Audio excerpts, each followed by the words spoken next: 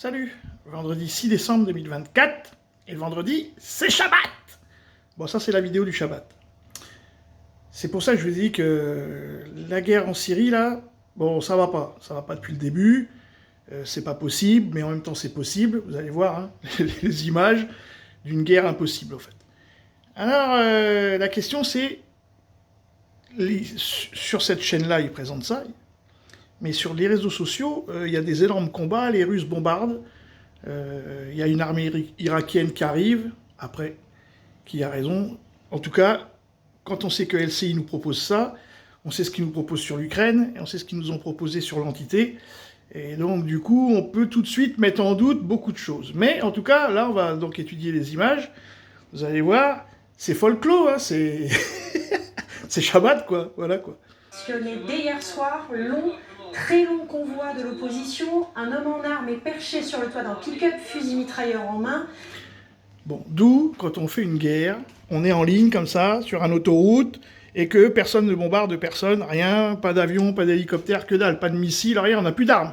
On a les plus grosses armes en Ukraine, mais là, il n'y a pas d'armes. Bon, donc ça veut dire qu'on les laisse faire. Alors maintenant, pourquoi les Russes les laissent faire, ça, j'ai pas la réponse, mais c'est pas ça la guerre, quoi.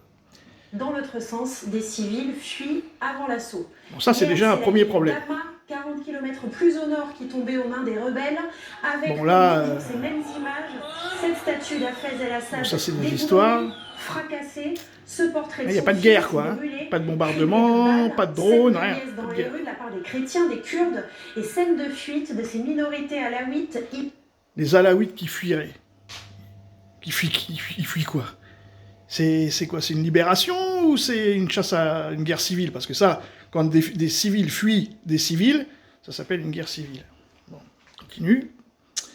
Identifié comme faisant partie du régime syrien, Bachar el-Assad étant lui-même alaouite.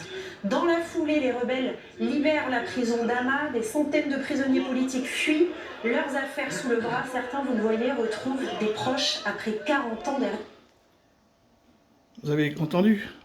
40 ans. La meuf, là, ça, ils ont libéré aujourd'hui, et elle dit, certains sont libérés après 40 ans dans les geôles syriennes. Il y a des gens qui tiennent 40 ans dans les geôles syriennes. Bon, je suis revenu légèrement en arrière. Retrouve des proches après 40 ans derrière les barreaux. Bref, en une semaine, vous allez le voir, l'avancée est fulgurante. On vous l'a mise en vert sur cette carte. Pas un jour sans que les rebelles ne progressent. On voit qu'ils ont parcouru un tiers du...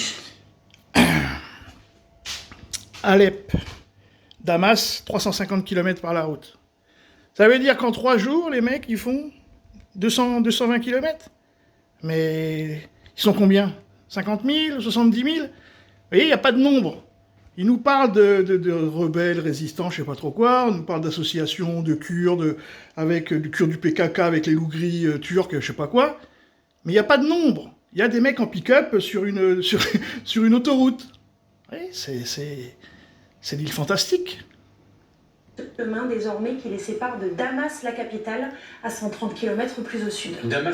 À l'heure actuelle, si on les écoute, on en est à 1000 morts. 150 km, une armée pénètre de 150 km dans un pays, et il y a 1000 morts. Et on nous dit qu'il y a une guerre. Je ne sais pas ce qu'il y a, hein, mais c'est pas une guerre pour le moment. Ou alors il y a une guerre, on ne nous le dit pas. Voilà. Allez, salut les amis.